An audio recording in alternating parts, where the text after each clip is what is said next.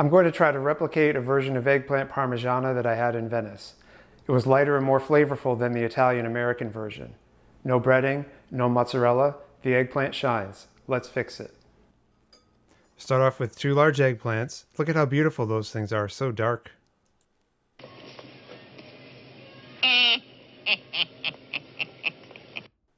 We'll cut off the stem first. We want to make sure our slices are thin and even. I'm using a pastry scraper that is marked off in tenths of an inch. I'm going to get 5 slices per inch, which is right what you want. You want between 1/4 and 1/8 of an inch. It's hard to see, but I'm poking a small hole where I want to make each cut. My keys for getting nice even slices: use as long a knife as you can, make sure it's very sharp, and just light pressure, let the knife do the work.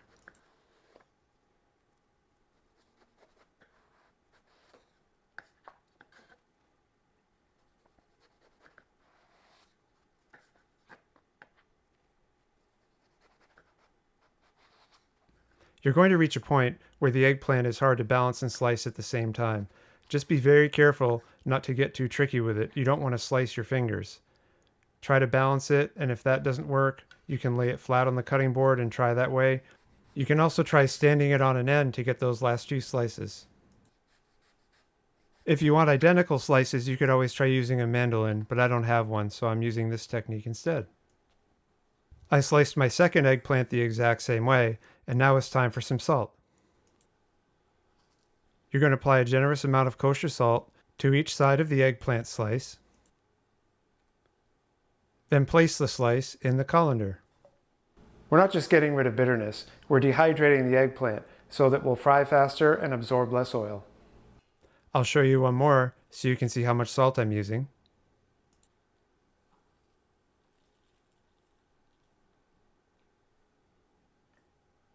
Here are my 2 eggplants piled side by side.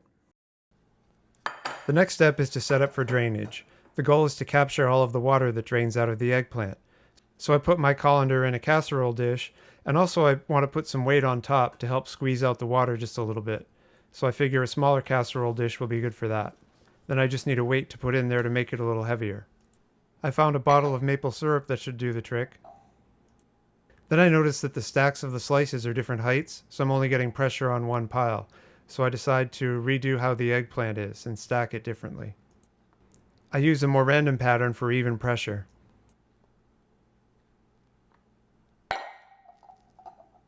Give it another try. That will work. Now we'll let it sit for an hour. It has been just over an hour. Let's see what we got. Wow, that's a good amount of water. Having never done this before, I decide I want to measure it and see exactly how much came out. Wow, so we had almost half a cup of water come out of there. On to the next step. It's time to rinse off all that salt. I'm rinsing off very thoroughly, make sure to get both sides, and then we'll put it on some paper towel to dry out.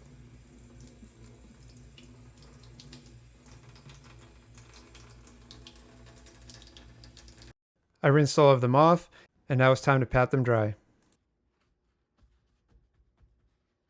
Time to head to the stove. We're going to be doing a shallow fry with the eggplant, and I'm going to be using a mixture of avocado oil and olive oil, 50% each. And I'm putting in about half a cup here, I think. We want a flavorful oil, but we also want one that holds up to the higher temperature. You will see me using my laser thermometer quite a bit here. We want to make sure the oil temperature stays within the range that we want. We really want it to be about 375 degrees ideally, and no more than 400, and definitely no less than 350. I'm seeing a temperature of about 392 to 400 in the center, so it's time to drop in some eggplant.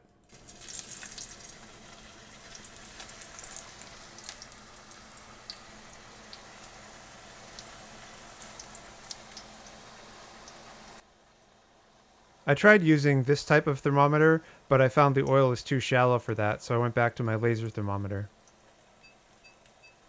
And this is when I got my first lesson in shallow frying eggplant. The temperature drops quite a bit as soon as you put in the cold eggplant. So what you need to do is crank up the heat as soon as you put the eggplant in to compensate. In case you can't read the numbers, the temperature dropped about 100 degrees after I put in the eggplant. If the oil gets too cold, it won't sear the edge of the eggplant, and instead the eggplant will absorb all the oil, leading to a very greasy and unpleasant eggplant parmigiana. Well, let's flip it over and take a look at how we're doing so far. Wow, look at that brown color. That is beautiful. I'm super happy with that. Now that the eggplant is heated up in the oil, you need to make sure that the oil doesn't overheat. So I'm going to turn the temperature down a little bit and just monitor as the eggplant finishes cooking.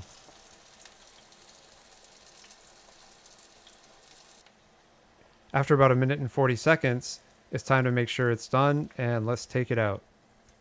Put it on some paper towels. I have to warn you, if you are a tree hugger, this recipe might not be for you. Sure do use a lot of paper towels here. You want to get the next set of eggplant in the pan as fast as possible. An empty pan will start to overheat really fast. If you look at the oil carefully, you can see it already starting to smoke.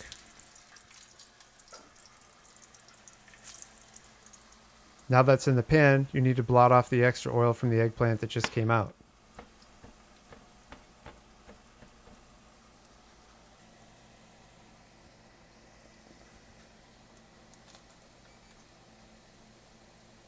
The oil temperature is about 335. It's a bit low, so I'm going to crank up the heat a bit. Looks ready to flip. I also need to make some room on the paper towels, so let's get rid of those guys first.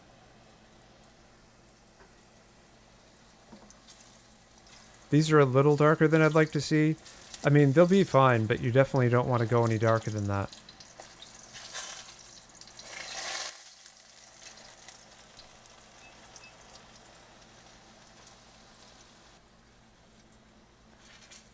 So now let's remove those and get ready to cook the next set.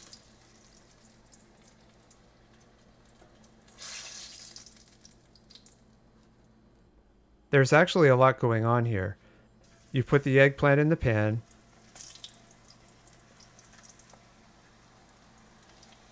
crank up the heat,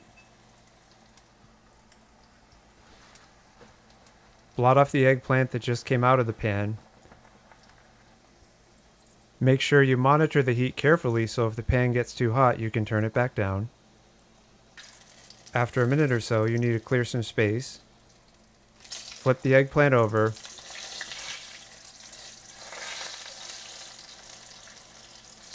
Turn the heat back down just a little bit.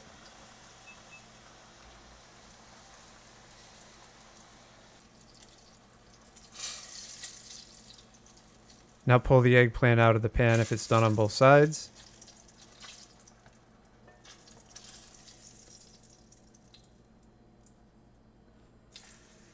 And then keep repeating until all the eggplant is cooked.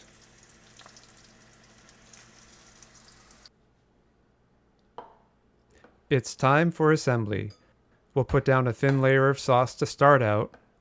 Spread it around nice and even. Now a layer of eggplant.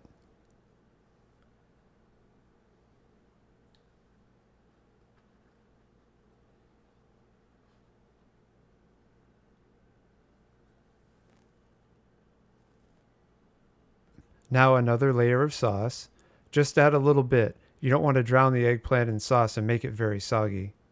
Just enough for a light coating. Next, a layer of Parmigiano Reggiano cheese. I shredded about 6 ounces. Be curious to see if we use it all or not.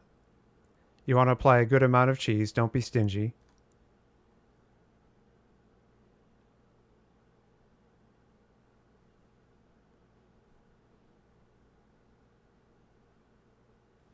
Now another layer of eggplant.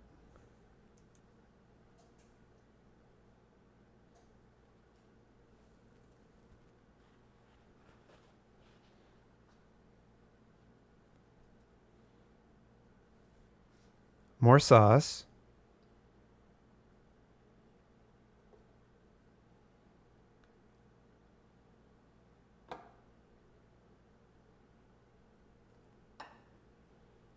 Another layer of cheese.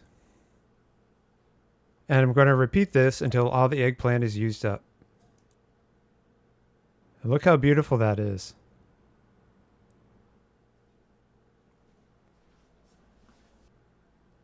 We're going to bake in a 350-degree oven for 30 minutes.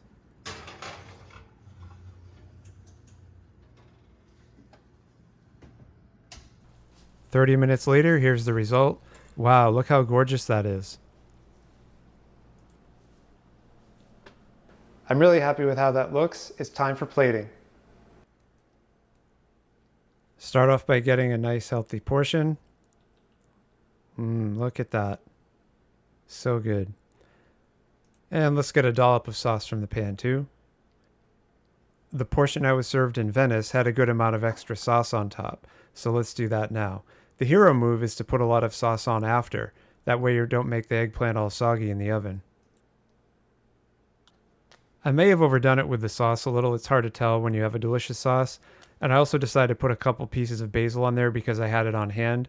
I didn't get that in Venice, but fresh basil is always a nice touch to Italian dishes, I think. If you've been enjoying this video, please like and subscribe so you don't miss any future fixes. It's time for a taste test.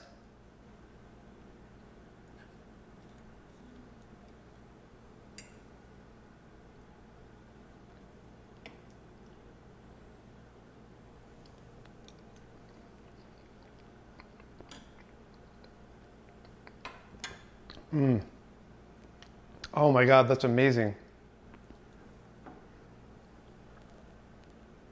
The savory flavor of the eggplant balances perfectly with the tomato sauce. The texture is so creamy, super light, and the eggplant is definitely the hero ingredient.